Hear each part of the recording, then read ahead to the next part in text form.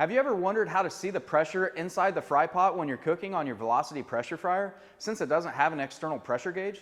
Well, in this video, I'm going to show you a helpful tip on the info mode screen and show you exactly how to see that.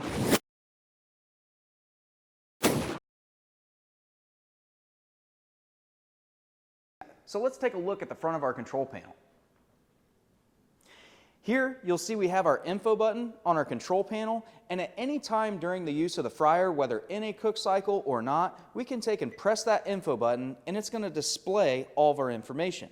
Now keep in mind, it's only going to come up for just a few seconds, so it's going to tell us our current temperature, our set point, and the current PSI.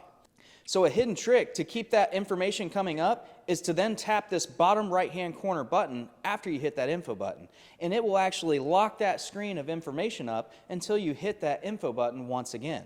So you can see here that we have our current temp, our set point, and then the current PSI inside our fry pot. It also tells you if there was an asterisk here next to our HT, that's going to stand for heat, and it would let us know that it's heating. Or if there was an asterisk next to our PR, which stands for pressure, that's going to let us know that our pressure solenoid is energized. So once we're done, we can hit that again, and then it's going to go to that display, and then we'll eventually go back to our off screen.